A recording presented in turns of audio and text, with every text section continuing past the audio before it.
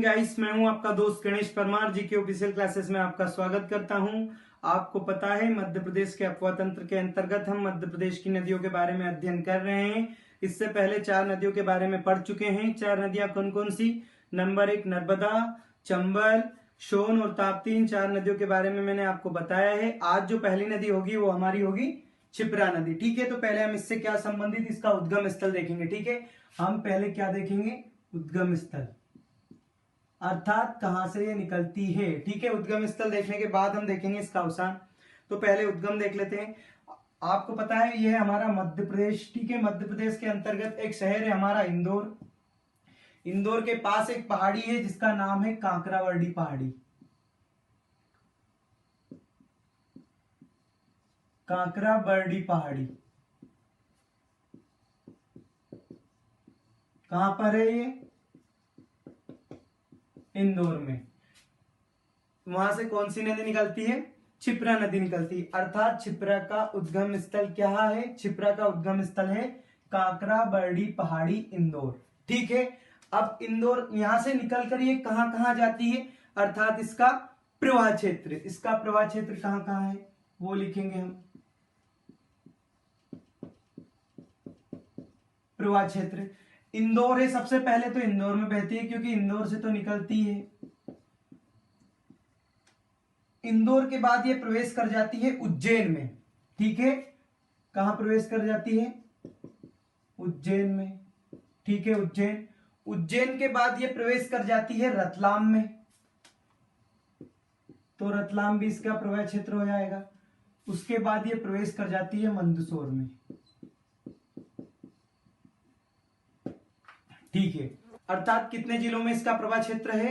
इंदौर, उज्जैन, रतलाम और मंदसौर। ठीक है, तो इंदौर, उज्जैन, रतलाम, मंदसौर में इसका प्रवाह क्षेत्र हो जाएगी। और ये जब मंदसौर में जाएगी तब ये एक नदी में मिल जाती है। उस नदी का नाम है चंबल नदी। चंबल नदी, अर्थात इसका अवसान क्या हो जाएगा? इसका अवसान ना तो कोई जलाशय है, ठीक है, ना ये सागर में जाकर मिलती है। ये कहां मिलती है? ये मिल जाती है चंबल नदी में। चंबल, अर्थात जो क्षिप्रा नदी है वो किसकी सहायक नदी है? चंबल नदी की सहायक। मैंने आपको कल भी बताया था जब हमने चंबल की सहायक नदियां देखी थी तो क्षिप्रा का नाम भी मैंने आपको बताया था। ठीक है, इस प्रकार जो निकलती कहां से है? कांकरावाड़ी पहाड़ी इंदौर से निकलती है। 4 जिलों में प्रवाह क्षेत्र है इसका, इंदौर, उज्जैन, रतलाम और मंदसौर में। उसके बाद ये मिल जाती है चंबल नदी में, अर्थात ये किसी अन्य राज्य में प्रवेश नहीं करती है। ठीक है, अब हम देखने वाले हैं इसका उपनाम। इसका उपनाम क्या है? ठीक है, आपको पता हो तो ये मालवा के पठार से निकलती है। मालवा के पठार के अंतर्गत ही इंदौर से निकलती है। चंबल भी मालवा के पठार से निकलती है। ठीक है, तो इसे कहा गया है मालवा की गंगा। मालवा की गंगा किसे कहा गया है? चंबल को, सॉरी क्षिप्रा को। ठीक है, ये आपको याद रखना है। तो क्षिप्रा को मालवा की गंगा की संज्ञा दी गई है। ठीक है, उसके बाद हम देखेंगे एक शहर है। कौन सा शहर? उज्जैन। आपको पता है उज्जैन जो शहर है वो किस नदी के किनारे पर है? उज्जैन किस नदी के किनारे पर है? क्षिप्रा नदी के किनारे पर है। ठीक है, अब क्षिप्रा नदी के किनारे पर है तो एक 12 ज्योतिर्लिंगों में से एक ज्योतिर्लिंग उज्जैन में है जिसका नाम है महाकालेश्वर। महाकालेश्वर, महाकालेश्वर मंदिर है ये। ठीक है, 12 ज्योतिर्लिंग है भारत में, आपको पता है। उन्हीं में से एक ज्योतिर्लिंग है महाकालेश्वर, जो कि महाकालेश्वर मंदिर है। ठीक है, महाकालेश्वर मंदिर किस नदी के किनारे पर है? तो आपको लिखना है क्षिप्रा नदी के किनारे पर है। उज्जैन किस नदी के किनारे पर बसा है? मध्य प्रदेश का उज्जैन शहर क्षिप्रा नदी के किनारे पर बसा है। ठीक है, और क्या है इससे संबंधित मुख्य बात? वेदों में भी इसे बहुत पवित्र माना गया है। ठीक है, क्षिप्रा नदी को वेदों में भी पवित्र माना गया है। ठीक है, इस प्रकार हमने क्या क्या देख लिया? हमने देख लिया इसके किनारे पर स्थित नगर। ठीक है, अब हम देख लेते हैं इसकी सहायक नदी। क्या देखते हैं? सहायक नदी।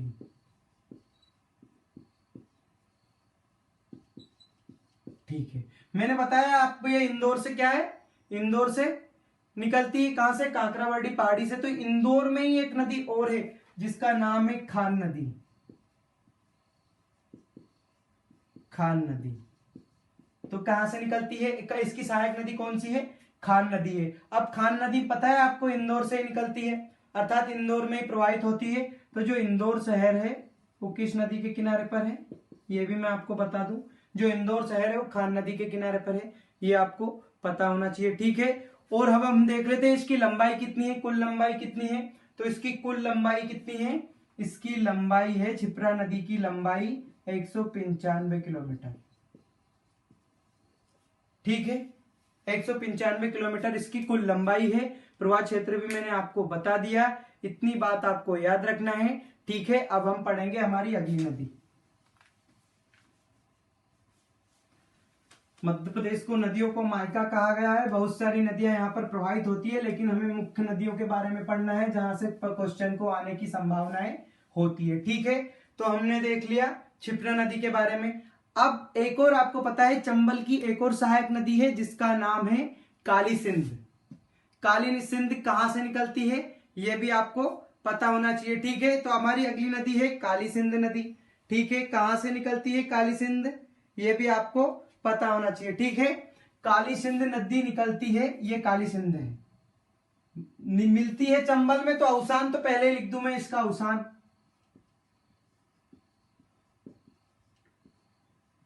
इसका अवसान है चंबल,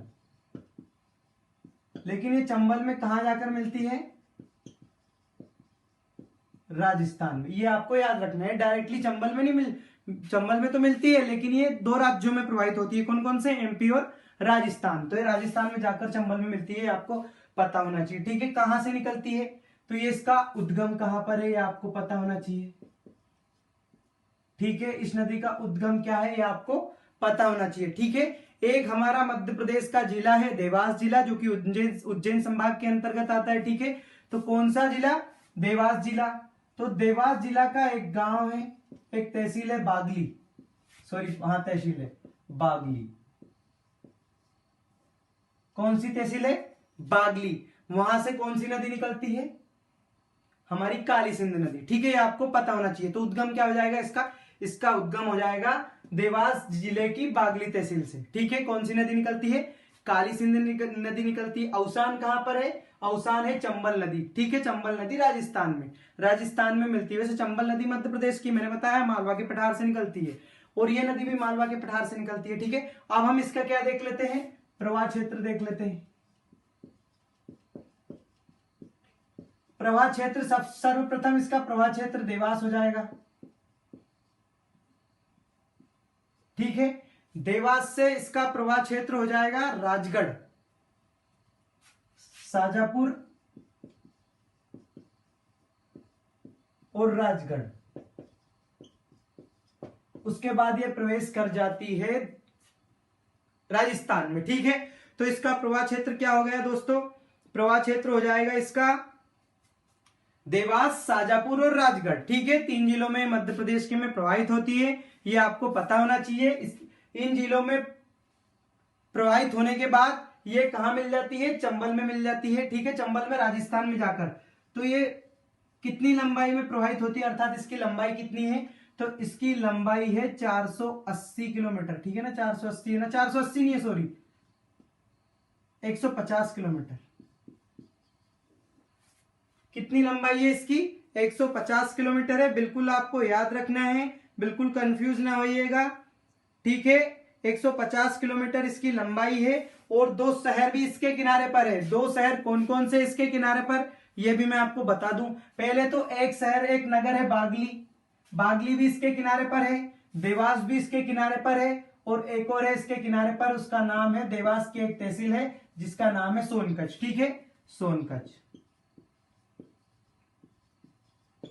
ठीक है, अब आप कौन कौन से इसके किनारे पर, काली सिंध नदी के किनारे पर 2 तो मैंने आपको बता दिया जब मैंने इसका उद्गम बताया था, देवास और बागली, अर्थात देवास की बागली तहसील से निकलती है। और ये दोनों नगर किसके किनारे पर है, ये दोनों काली सिंध नदी के किनारे पर। और एक और शहर है जो कि तहसील है देवास की, देवास जिले की, सोनकच्छ, वो भी किस नदी के किनारे पर है, काली सिंध नदी के किनारे पर। ठीक है, इतनी बात आपको याद रखना है। ठीक है, अब हम पढ़ने वाले हैं अगली नदी के बारे में।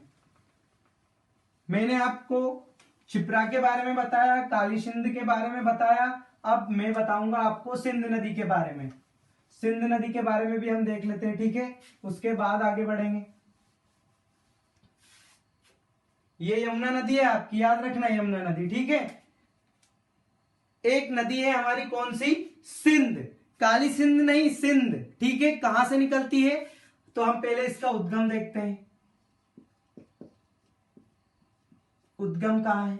ये काली सिंध आपको पता है मध्य प्रदेश संभाग का एक संभाग है भोपाल। भोपाल संभाग के अंतर्गत एक जिला आता है जिसका नाम है विदिशा, और विदिशा की एक तहसील है जिसका नाम है सिरोंज। सिरोंज किसकी तहसील है? विदिशा जिले की तहसील है। ठीक है, कौन सी नदी निकलती है तो सिंध नदी निकलती है। ठीक है, सिंध नदी, ना ही काली सिंध मत कर लेना। काली सिंध देवास के बागली तहसील से निकलती है। ठीक है, और ये सिरोंज तहसील से निकलती है। कौन सी तहसील? सिरोंज तहसील। किस जिले की?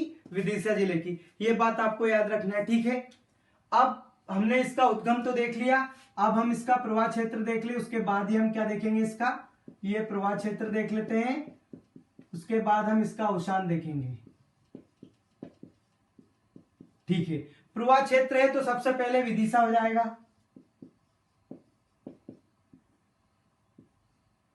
ठीक है, विदिशा के बाद हो जाएगा गुना, गुना के बाद हो जाएगा शिवपुरी, दतिया। ठीक है, शिवपुरी, दतिया, गुना, उसके बाद एक और है इसका प्रवाह क्षेत्र। ठीक है, 4 जिलों में ये बहती है। काली सिंध, सिंध नहीं है ये, सिंध है। ठीक है, और आपको पता है एक जिला और है हमारा भिंड। भिंड यहां पर है, ये यहां पर। ठीक है, तो एक हो जाएगा भिंड। तो कितने जिले हो गए? ये 5 जिलों में इसका प्रवाह क्षेत्र है। विदिशा की सिरोंज तहसील से निकलती है, अर्थात वो तो इसका प्रवाह क्षेत्र हो गए होगा। ठीक है, गुना, शिवपुरी, दतिया और भिंड, इन 5 जिलों में ये प्रवाहित होती है। ठीक है, उसके बाद इसका क्या हो जाता है? उसके बाद इसका अवसान हो जाता है, ये चंबल नदी में मिल जाती है। और कहा मिलती है चंबल नदी में? इटावा के पास। और आपको पता है इटावा यूपी का एक जिला है, अर्थात ये इसका प्रवाह क्षेत्र कितने राज्यों में है? 2 राज्यों में। कौन कौन से? एक तो एमपी में हो जाएगा और एक यूपी में हो जाएगा। तो राज्यों का देखेंगे तो 2 राज्यों में है, और जिलों के देखेंगे तो मध्य प्रदेश के 5 जिलों में। कौन कौन से? विदिशा, गुना, शिवपुरी, दतिया और भिंड। और आपसे पूछ लिया जाए कि ये नदी उत्तर प्रदेश के कौन से जिले में प्रवाहित होती है तो आपको कर देना है इटावा। क्यों इटावा? कंफ्यूज नहीं होना है, क्योंकि आपको पता है भिंड से ये इटावा इधर लगा हुआ है, तो अन्य किसी जिले में ये नहीं होती। और वैसे भी हमें एमपी के जिले याद रखने हैं। ठीक है, वो भी तो हमें कोई दिक्कत नहीं है। तो ठीक है, क्या क्या देखा हमने देखा जो सिंध नदी है वो सिरोंज तहसील विदिशा से निकलती है, ये बात आपको याद रखना है। सिंध की बात कर रहा हूं, ना कि काली सिंध की। ठीक है, और क्या रखना है इसके बारे में आपको याद? 5 जिलों में इसका प्रवाह क्षेत्र है, विदिशा, गुना, शिवपुरी, दतिया और भिंड। दतिया आपको पता है एक समय पर मध्य प्रदेश का सबसे छोटा जिला हुआ करता था क्षेत्रफल की दृष्टि से, लेकिन अभी कौन सा जिला है? अभी है निवाड़ी। निवाड़ी जो कि टीकमगढ़ को काटकर बनाया गया है, टीकमगढ़ को विभाजित करके बनाया गया है। ठीक है, हमने इसका अवसान भी देख लिया, अवसान इसका चंबल नदी इटावा में है। ठीक है, अब हम हमारी अगली नदी देखते हैं आज की। 3 नदियों के बारे में हम पढ़ चुके हैं, छोटी छोटी नदियां हैं, कोई दिक्कत नहीं, हर चीज आपको अच्छे से याद रहेगी, बस आपको ध्यान से पढ़ना है।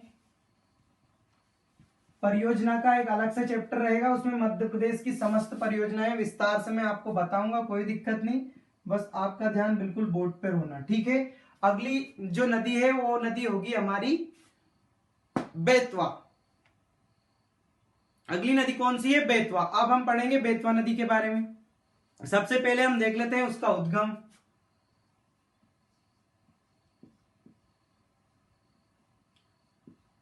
उद्गम कहां से हुआ ये भी हमें पता होना चाहिए। ठीक है, मध्य प्रदेश संभाग का एक जिला है, मध्य प्रदेश राज्य का एक संभाग है, कौन सा? भोपाल। भोपाल संभाग का एक जिला है जिसका नाम है रायसेन। ठीक है, भोपाल संभाग के अंतर्गत एक जिला है रायसेन, उसका एक गांव है कुमार गांव।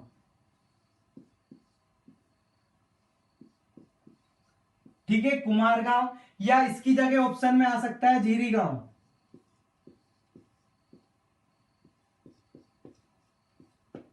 या ऑप्शन में आ सकता है विंध्याचल,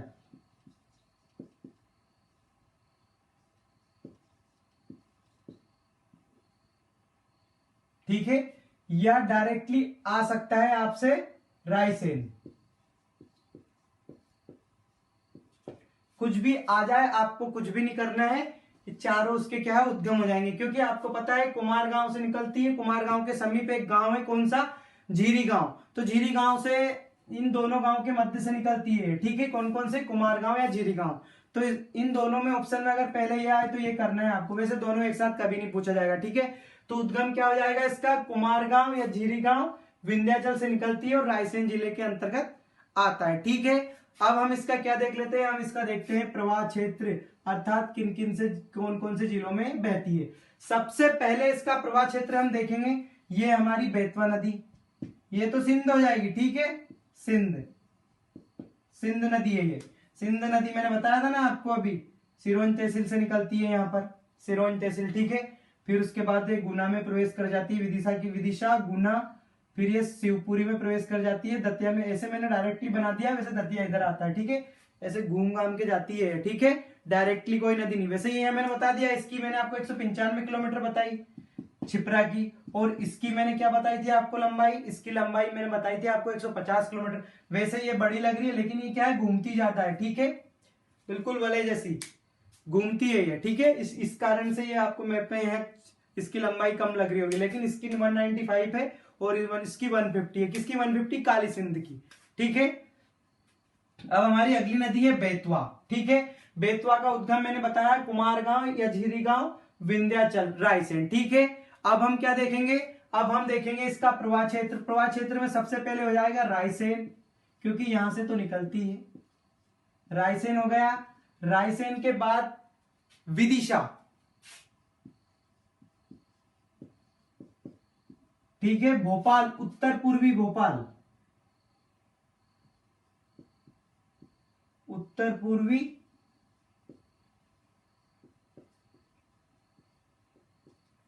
पूर्वी भोपाल, उसके बाद क्या हो जाएगा, रायसेन से विदिशा, उत्तर पूर्वी भोपाल, उत्तर पूर्वी भोपाल के बाद सागर,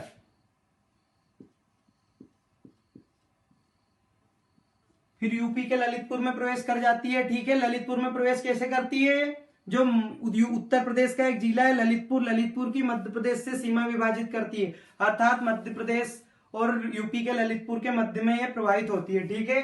तो ललितपुर हमें नहीं करना, अभी हम मध्य प्रदेश के प्रवाह क्षेत्र देख रहे हैं, ठीक है। यूपी में तो हमें डायरेक्टली कर ही देना है कि ये दो राज्यों में बहती है, मध्य प्रदेश और उत्तर प्रदेश, ठीक है। तो यहां से ये निकल जाती है टीकमगढ़,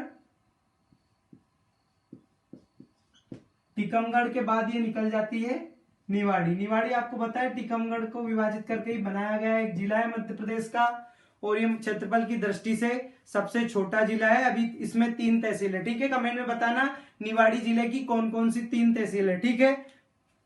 अब हम क्या देखेंगे, प्रवाह क्षेत्र देख लिया, अब हम इसका अवसान देखेंगे, अवसान अर्थात कहां पर ये समाप्त हो जाती है। अवसान इसका डायरेक्टली कर देना है आपको हमीरपुर,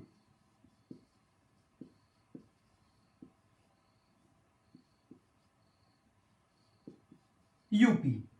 हमीरपुर एक जिला है, एक नगर है, एक शहर है उत्तर प्रदेश का, वहीं पर ये एक नदी में मिल जाती है, उस नदी का नाम है यमुना, ठीक है। मैं बता दूं मैप में आपको, ये कौन सी नदी है हमारी, ये नदी है हमारी बेतवा। बेतवा यहां पर कहां से निकलती है, रायसेन से निकलती है, ठीक है। रायसेन से निकलकर विदिशा, उत्तर पूर्वी भोपाल, सागर, सागर से थोड़ा इधर से बहती है, मैंने आपको उधर बता दिया, ठीक है। इस प्रकार से जाती है ये, ठीक है। इस प्रकार बेतवा ये ललितपुर जिला है, उत्तर प्रदेश का ललितपुर और मध्य प्रदेश के मध्य में सीमा बनाती है, ठीक है। तो आप इसका प्रवाह क्षेत्र भी मैंने आपको बता दिया है, और ये ऐसे ऐसे यहाँ पर मिल जाती है, और यहाँ पर ये यमुना में मिल जाती है, और यहीं पर हमीरपुर है, हमीरपुर यूपी का एक जिला है, ठीक है। अब हम क्या देखेंगे, अब हम इस पर स्थित शहर हम देखेंगे कौन कौन से नगर बेतवा नदी के किनारे पर है, ठीक है। बेतवा नदी और एक चंबल नदी, दोनों नदी का महाभारत काल में बहुत ही महत्व था। दोनों नदियों का मैंने आपको चंबल का तो एक नाम बताया था चरमावती, लेकिन आपको कमेंट में बताना है कि उस समय बेतवा नदी को क्या कहा जाता था। ठीक है, बिल्कुल सर्च कर कर कमेंट में बताना। अब मैं बता रहा हूं कौन कौन से शहर या कौन कौन से नगर बेतवा नदी के किनारे पर है। ठीक है, पहला नगर है विदिशा, ठीक है, दूसरा नगर है ओरछा, तीसरा नगर है सांची और चौथा नगर है गुना। ठीक है, ये चारों नगर विदिशा, ओरछा, सांची और गुना, ये चारों नगर किस नदी के किनारे पर है? बेतवा नदी के किनारे पर है।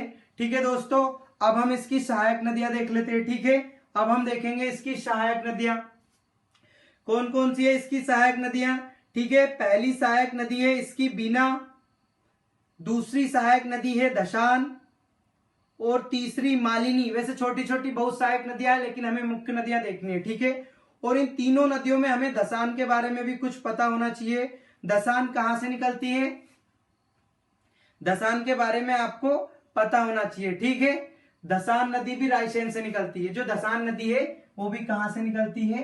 रायसेन से। तो दशान नदी का उद्गम क्या हो जाएगा?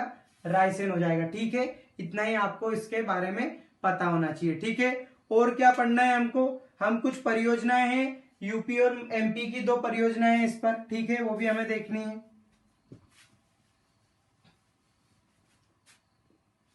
मध्य प्रदेश प्लस उत्तर प्रदेश की दोनों की संयुक्त परियोजना है इस पर। कौन सी? एक है माता टीला, आपसे क्वेश्चन, माता टीला बांध या माता टीला परियोजना। ठीक है, आपसे क्वेश्चन पूछा जाता है माता टीला बांध किस नदी के किनारे पर है, तो आपको कर देना है बेतवा नदी पर। ठीक है, एक और परियोजना है इस पर, उसका नाम है राजघाट,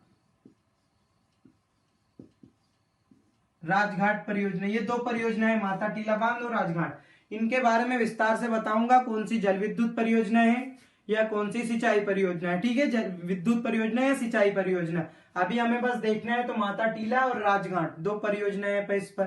ठीक है, माता टीला का एक अन्य नाम और है, बिल्कुल कमेंट में आपको बताना है क्या नाम है। ठीक है, सर्च करके बताना। और क्या है इसके बारे में मुख्य बात? इसके बारे में और कुछ मुख्य बातें नहीं है। मैंने आपको इसके किनारे पर स्थित शहर भी बता दिए। मैंने आपको बता दिया कि बेतवा नदी की सहायक नदियां क्या हैं। मैंने आपको ये भी बताया कि ये जो ललितपुर है यूपी का एक जिला है और मध्य प्रदेश की सीमा निर्धारित करती है। ठीक है, अब हम हमारी अगली नदी के बारे में पढ़ेंगे। आपको पता हो तो हमारी अगली नदी का नाम है केन नदी, केन नदी। ठीक है, ये बेतवा थी, ये केन। पहले मैंने आपको क्षिप्रा के बारे में बताया, फिर मैंने आपको काली सिंध के बारे में बताया, फिर सिंध नदी के बारे में बताया, बेतवा के बारे में बता दिया। बेतवा की एक सहायक थी मुख्य नदी दशान, उसके बारे में बताया, वो भी रायसेन से निकलती है। उसके बाद ये हमारी अगली नदी है केन नदी। ठीक है, कौन सी नदी? एक बार और बताना, केन नदी। ठीक है, तो केन नदी के बारे में हम पहले देखेंगे उद्गम। ये केन नदी निकलती है कटनी से। यहाँ पर एक शहर है, एक जिला है मध्य प्रदेश का, उसका नाम है कटनी। तो हम पहले क्या देखेंगे? उद्गम।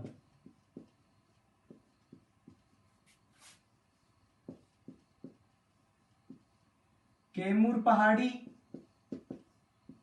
किसके अंतर्गत आती है? ये विंध्याचल, और विंध्याचल में भी कहां से? कटनी से। ठीक है, तो उद्गम क्या हो जाएगा केन नदी का?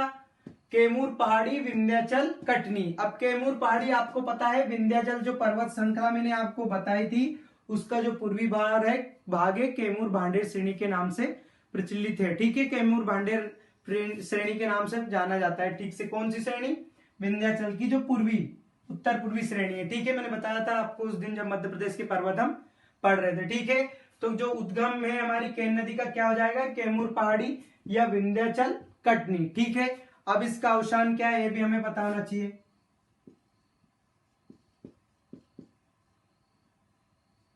अवसान, ठीक है, एक जिला है उत्तर प्रदेश का, बांदा जिला, बांदा जिला। ठीक है, बांदा जिला उत्तर प्रदेश का नहीं, सॉरी एमपी का, नहीं, बांदा जिला तो यूपी का ही है, निकलती एमपी से है, यूपी। कौन सी नदी में मिल जाती है? यमुना में, अर्थात ये भी सहायक नदी है यमुना की।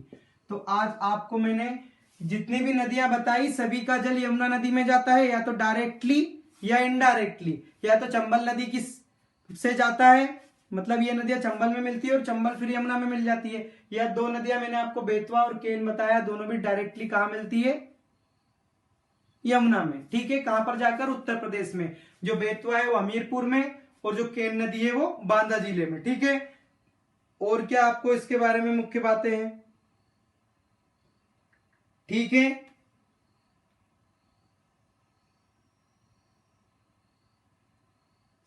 इसका उपनाम भी है, उपनाम है इसके दो, द्रोणावती, शक्तिमती। केन नदी के दो नाम है। और आपको पता है तो दो नदियों को जोड़ा गया है, दो नदियों की लिंक की गई है। ये नदियां हमारी कौन सी है? बेतवा, और ये नदी है केन। इन दोनों नदियों को एक नहर के द्वारा जोड़ा गया है, और एक परियोजना है जिसे बोलते हैं, कौन सी परियोजना? केन, sorry, link, Ken Betwa link. ठीक है, केन बेतवा लिंक किन नदियों के मध्य है? दोनों के नाम है। ठीक है, तो ये आपको पता होना चाहिए। वैसे मैं बताऊंगा इसके बारे में विस्तार से जब हम मध्य प्रदेश की सिंचाई वाला चैप्टर पढ़ेंगे। ठीक है, इसका नेक्स्ट चैप्टर, उसमें इसके बारे में विस्तार से बताऊंगा। ठीक है, तो कौन कौन सी नदी देख ली मैंने आपको बताया। आज मैंने क्षिप्रा नदी के बारे में बताया मैंने आपको विस्तार से। मैंने आपको बताया काली सिंध नदी के बारे में, सिंध नदी के बारे में। मैंने बेतवा और केन 5 नदियों के बारे में बताया है। कल हमारा लास्ट चैप्टर रहेगा नदियों से संबंधित। कल हम जो भी मुख्य नदियां हैं उनके बारे में विस्तार से पढ़ेंगे। ठीक है, आज के लिए इतना ही, धन्यवाद।